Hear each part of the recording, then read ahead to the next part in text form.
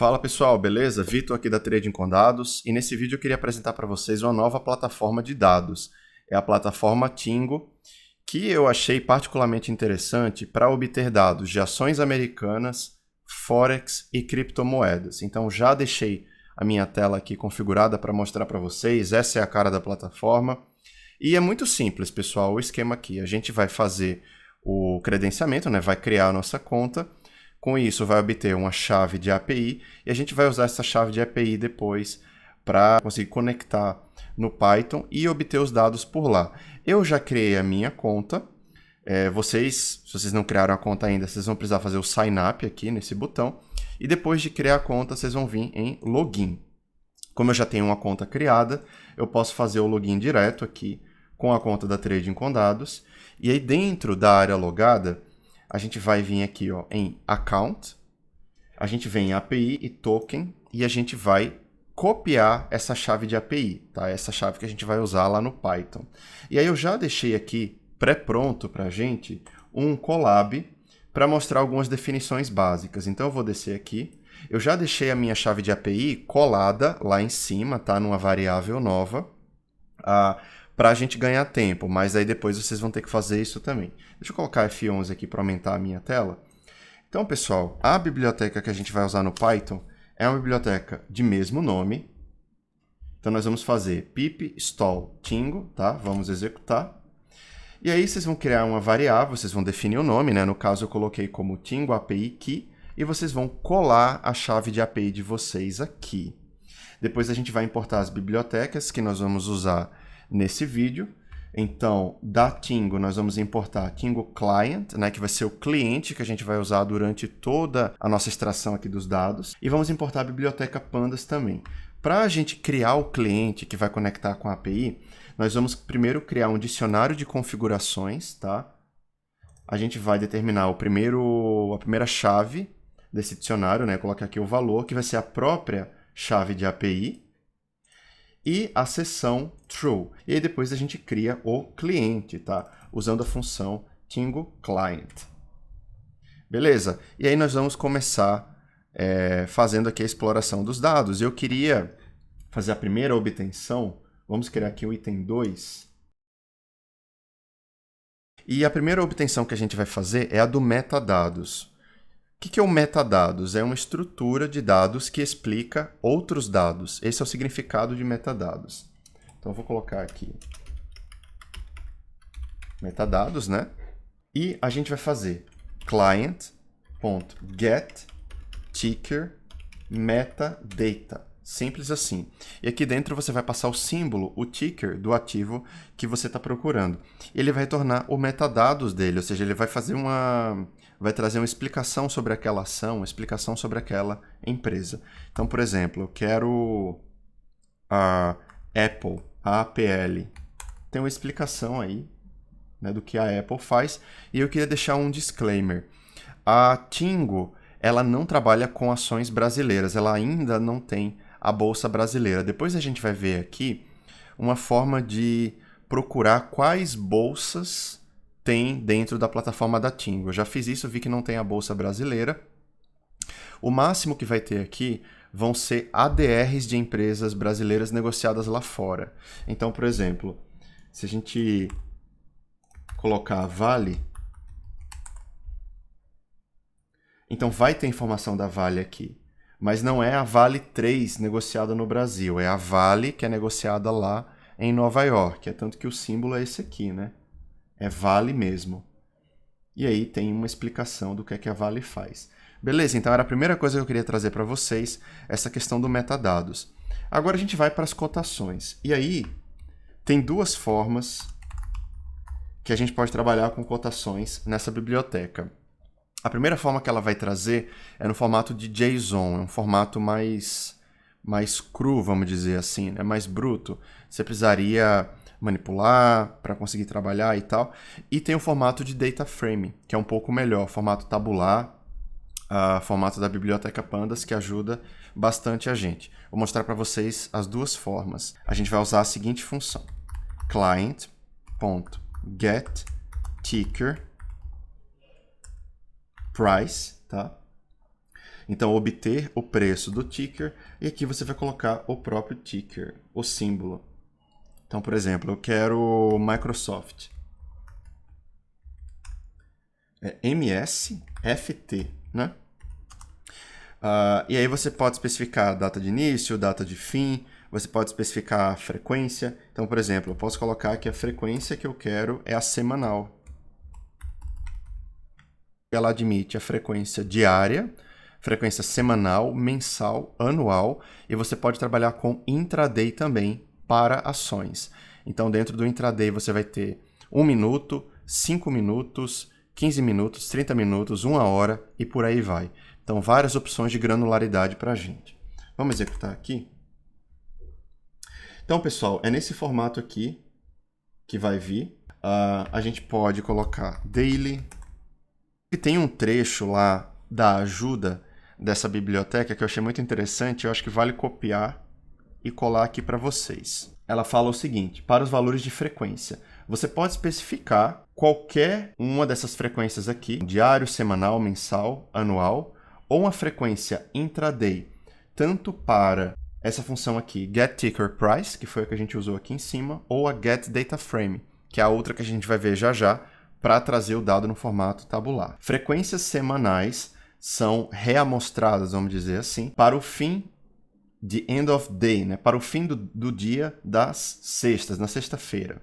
A frequência mensal para o último dia do mês e a frequência anual para o último dia, para o fim do dia 31 de dezembro de cada ano. As frequências intraday são especificadas por um número inteiro, seguido de min para minutos ou hora. Então, por exemplo, 30 minutos, 1 hora e assim por diante. Então, deixa eu copiar isso aqui. E a gente vai expandir essa extração. Ainda para Microsoft, a gente pode colocar o formato FMT, o formato JSON. E a gente vai dizer a data de início e a data de fim, que vai ser o parâmetro start date, que já já eu vou colocar, e embaixo o end date. Então vamos começar de 2023, 1º de janeiro de 2023, e eu vou até 25 de fevereiro de 2024. Então nós temos aqui um JSON, né, que é basicamente uma lista de vários dicionários dentro. A gente pode chamar isso aqui de alguma coisa, eu vou chamar de preços, vai. E aí, como isso aqui é um JSON, né, é uma lista de dicionários, você pode indexar.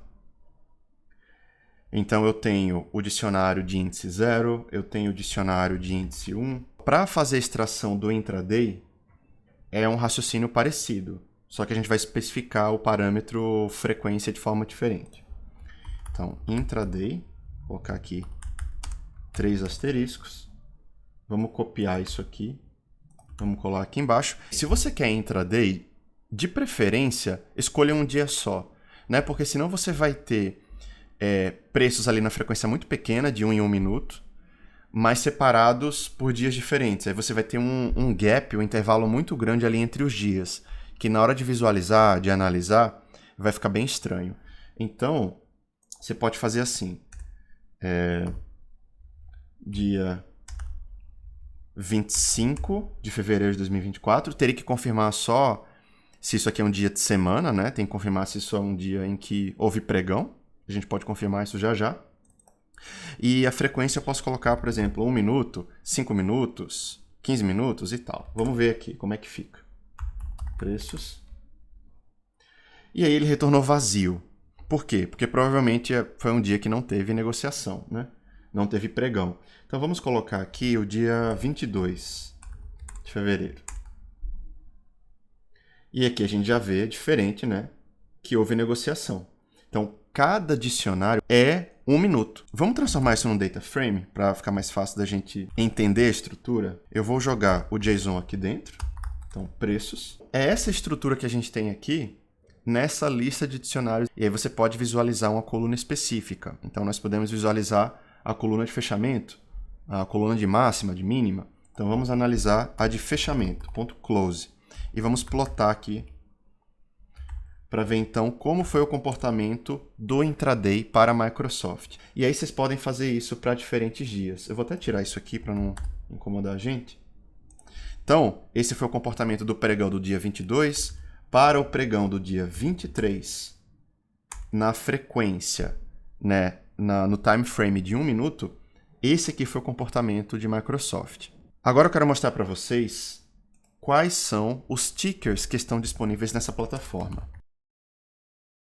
E existe uma função nela chamada List Stock Tickers, que vai trazer todos os tickers, todos os símbolos que são possíveis de acessar usando a plataforma da Tingo. Então a gente consegue consolidar essa informação de uma outra forma para ficar mais fácil. Então eu vou copiar o que a gente fez ali em cima, mas eu vou jogar em uma outra variável chamada tickers. Então, como tickers é uma lista de dicionários, a gente pode fazer tickers e aí pegar aqui, ó, o dicionário de índice 0. E se eu quiser para esse dicionário só a bolsa desse papel. Então, por exemplo, aqui eu tenho esse ticker, -P-H. Eu quero saber só a exchange. Então, a gente pode colocar exchange.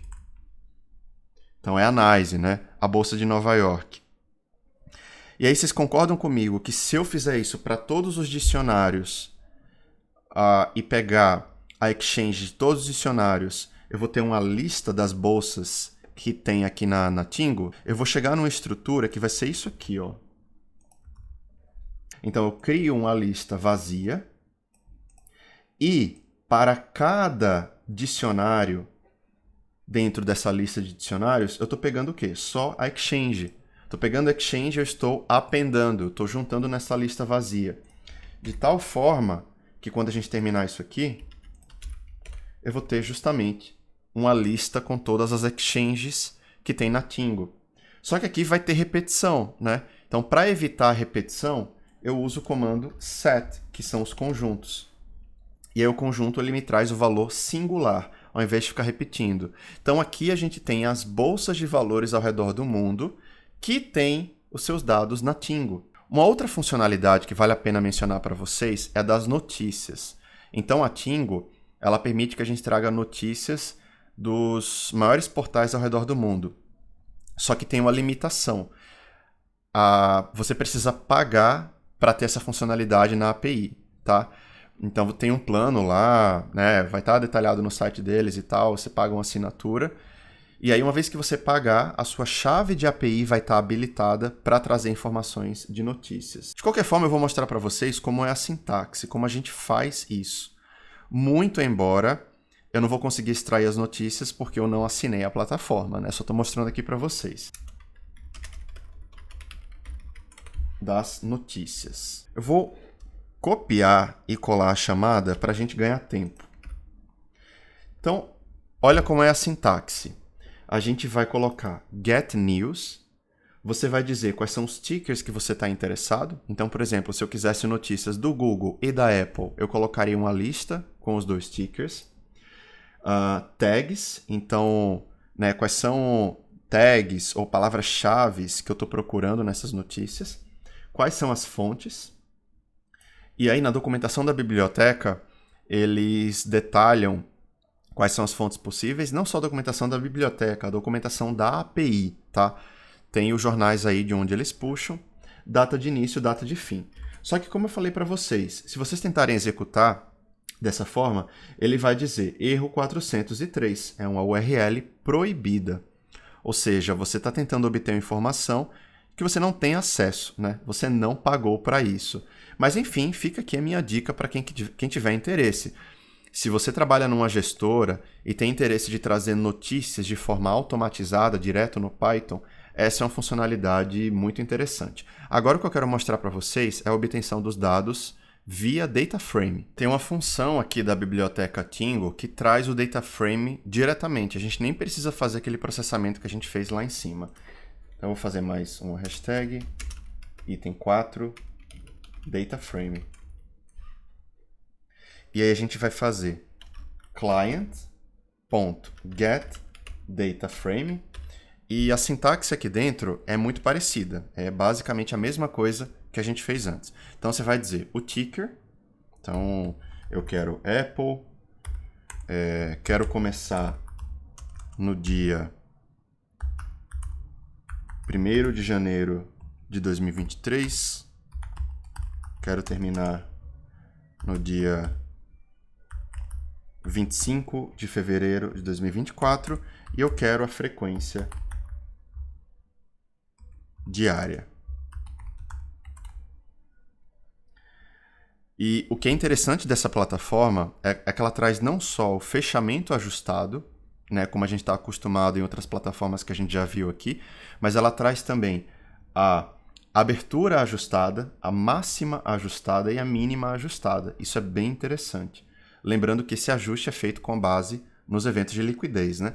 Pagamento de dividendos, nos splits. Vamos chamar isso aqui de alguma coisa. Eu vou chamar de Apple. É o data frame que contém informação de Apple. E a gente pode plotar o fechamento. Faltou aqui o parênteses. A gente pode plotar o fechamento ajustado, a máxima, mínima, abertura. Tem todas essas opções. Inclusive, eu vou trazer alguns exemplos aqui de gráficos para a gente incrementar as nossas análises. Então, eu vou importar a biblioteca Matplotlib. A gente poderia plotar duas colunas ao mesmo tempo em plots separados. Como que a gente faz isso? A gente pode criar uma lista de colunas, plotar, né, colunas que eu vou plotar. E aí, na hora de fazer o plot, eu chamo o meu data frame, eu coloco o nome das colunas que eu quero plotar, são essas colunas aqui. E aí eu posso fazer plot.inline, na verdade não inline, é line, sozinho, e subplots. E esse parâmetro subplots ele é muito interessante porque ele vai determinar se aquela coluna que a gente está plotando vão aparecer no mesmo plot ou em subplots diferentes ali na mesma área de plotagem. Então, se eu fizer igual a true, é assim que vai ficar. Então eu tenho um plot em cima do fechamento ajustado, embaixo da abertura ajustada.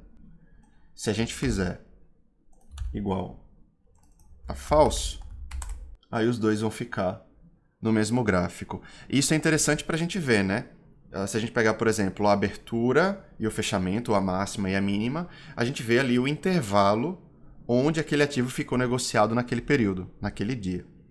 Então, informações relevantes aí para as nossas análises. Uma outra característica dessa função, obtendo um data frame diretamente, é que você pode passar mais de um ticker ao mesmo tempo. Vou colocar um comentário aqui.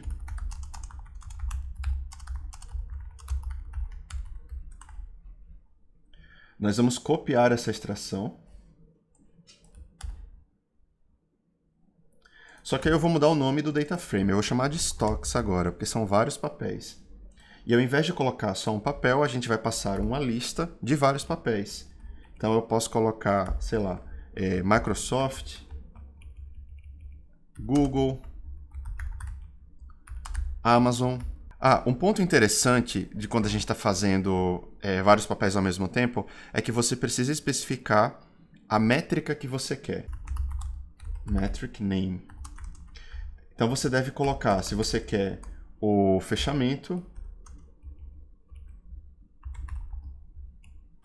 possivelmente eu estou errando na hora de colocar o nome dos papéis, né? Então aqui ao invés de MFST, MSFT.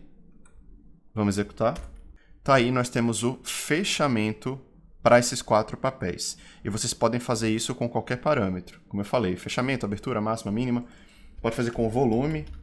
Então vamos ver aqui qual desses papéis foi o mais negociado, né, na média ao longo do tempo.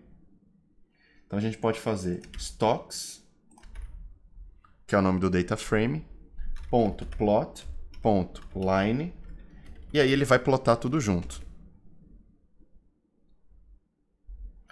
Então, se a gente olhar assim de relance, né, parece que a Amazon ela é mais negociada. A gente tem a Amazon, tem a Apple, e ali por baixo aparece a Microsoft e o Google, né? Quero mostrar para vocês outras classes. Como que a gente pode obter dados de Forex e dados de criptomoedas. E na verdade não tem segredo, é a mesma coisa, só que na hora de vocês especificarem o ticker, o símbolo, para o Forex vocês vão colocar o par de moedas que vocês têm interesse.